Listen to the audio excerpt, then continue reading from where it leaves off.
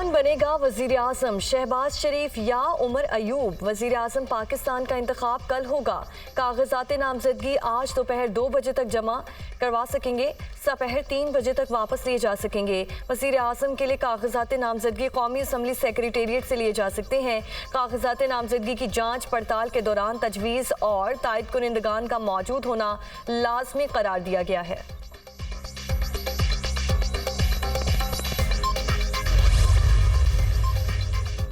सदारती इंतखाब का शेड्यूल मंजूर, सदर के उम्मीदवार कागजात नामजदगी आज 12 बजे तक जमा करवा सकेंगे। स्क्रूटनी 4 मार्च को होगी। उम्मीदवार कागजात नामजदगी 5 मार्च दिन 12 बजे तक वापस ले सकेंगे।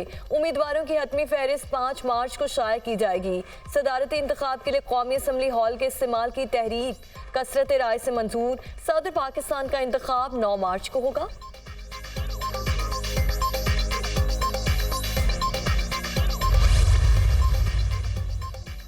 सरफराज बुगटी बिला मुकाबला वजीर आला बलोचिस्तान मुंतखब। किसी और उम्मीदवार ने कागजात नामजदगी जमा नहीं करवाए। वजीर आला के इंतखाब के लिए बलोचिस्तान असम्बली में राय शुमारी कुछ देर बाद होगी। बिला मुकाबला नामजद होने के बावजूद वजीर आला मुंतखब होने के लिए सरफराज बुगटी को राय शुमारी में 33 अरकान की हिमायत दरकार होगी। सरफराज बुगटी का कहना है कि करप्शन का खात्मा और अमन व अमान का क़याम सबसे बड़ा चैलेंज होगा।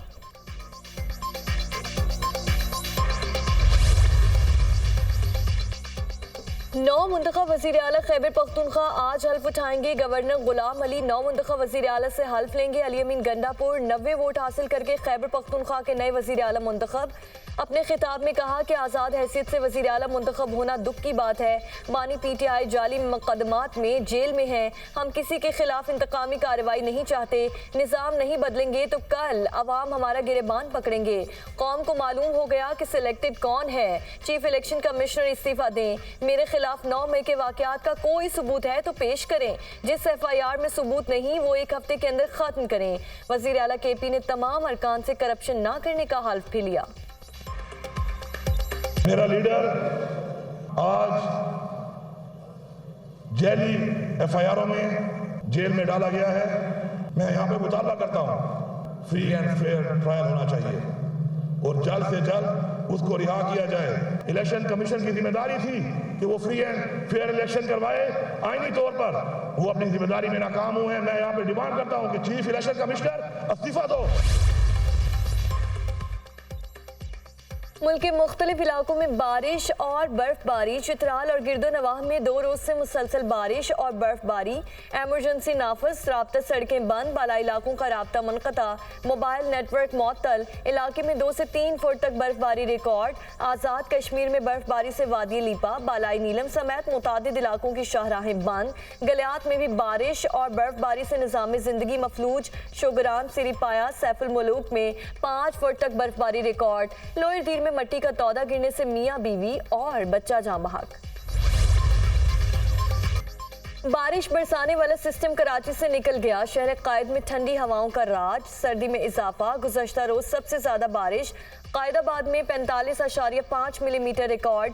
बलोचिस्तान में मगरबी हवाओं के असरात, कोयटा और चमन समेत मुख्तलिफ शहरों में बारिश और बर्फबारी। ऊंचे और दरमियाने दर्जे के सैलाबी रैले। बलोचिस्तान का खैबर पख्तूनख्वा के साथ जमीनी राब्ता मुनक़ता। RCD शाहरा सैलाबी रैले से डूब गई। रफ्तान हाईवे भी बंद। रावलपिंडी और इस्लामाबाद में वक्फे वक्फे से हल्की और तेज बारिश। लाहौर में रिमझिम और ठंडी हवाएं। आज मजीद बारिश की पेशगोई।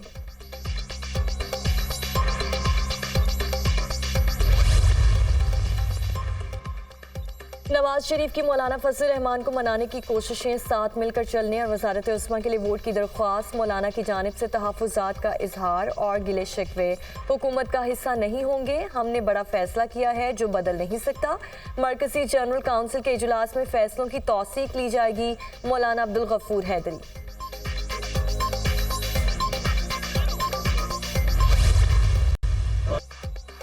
जिन ओहदों के लिए पीपल्स पार्टी और मुस्लिम लीग नून की कोई बात तय नहीं हुई, मुझे उम्मीद है कि वहां MQM को मौका मिलेगा। चेयरमैन बिलावल भुट्टो जरदारी का गवर्नर सिंध के हवाले से होने वाले सवाल पर जवाब। कहा, हमारी किसी एक शख्स से मुतालिक ऐसी कोई बात नहीं हुई। नून लीग से हमारी बातचीत हुई है कि कहां कहां गवर्नर्स फाइनल होंगे।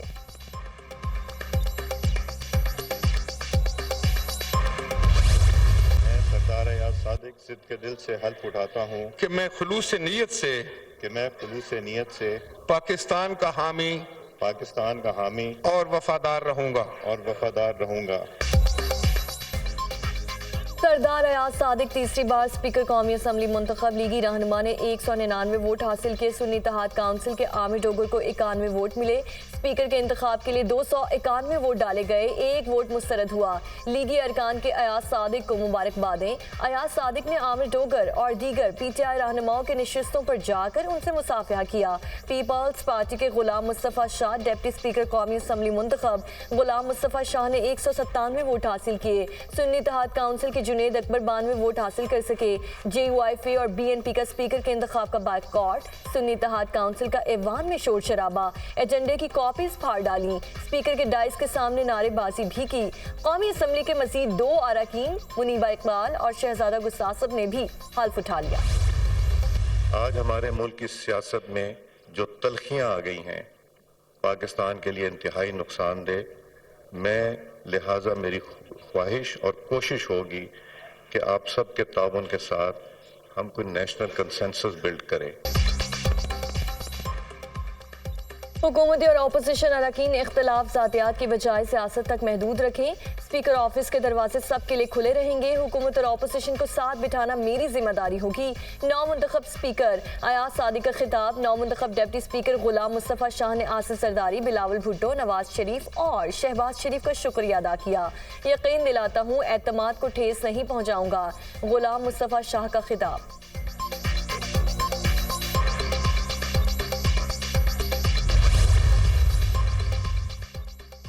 फॉर्म 45 के मुताबिक नतीजा आता तो मेरे वोट 225 होते। ये इलेक्शन नहीं, ऑक्शन के जरिए सिलेक्शन की गई है। PTI रहनुमा आमिर डोगर का कौमी असम्बली में इजहार ख्याल। कहा, वोट डालने वालों के मैंडेट का ना एहतराम किया गया, ना लिहाज।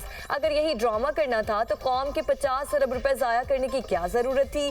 हमें जीती हुई सीटों का मैंडेट वापस किया जाए। असम्बली का गुज़श्ता सेशन इफ्तिताही नहीं, ताज़ियती था।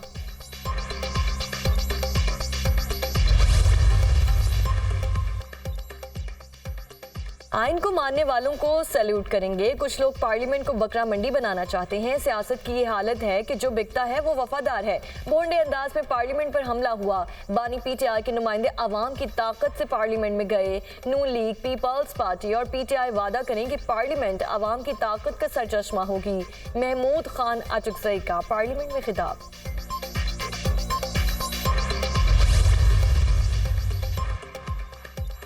इमदाद के मुंतज़िर फ़लस्तीनियों पर इसराइली फायरिंग इंसानियत के मुनाफी है। अमेरिका ने गजा में मज़ीद इमदादी सामान पहुँचाने का ऐलान कर दिया। अमेरिकी सदर जो बाइडन कहते हैं गजा में पहुँचाई जाने वाली इमदाद नाकाफ़ी है। इमदाद में इजाफे की हर मुमकिन कोशिश करेंगे। मुशीर बराए कौमी सलामती जॉन कर्बी ने मज़ीद इमदाद के लिए इसराइल पर दबाव बढ़ाने का ऐंदिया दे दिया।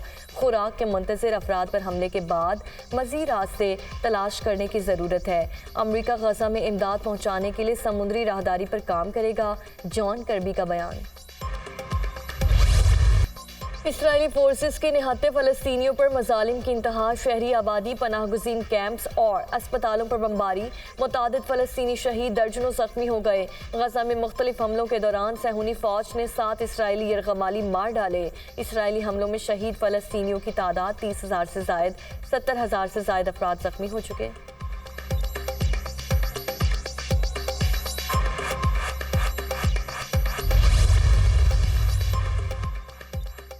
बरतानिया के वज़ीर आज़म ने फ़लस्तीनियों के हक़ में बोलने वालों को शिद्दत पसंद करार दे दिया। ऋषि सुनाक कहते हैं बरतानिया में फ़लस्तीन के हक़ में किसी जलसे या रैली की इजाज़त नहीं होगी।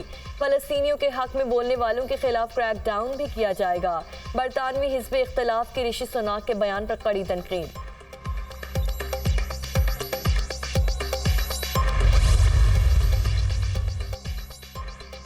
बरतानिया में वर्कर्स पार्टी के जॉर्ज गेलवे भारी अक्सरियत से कामयाब। नौमुंतखब रुकन पार्लियामेंट ने कामयाबी गजा के मजलूम मुसलमानों के नाम कर दी।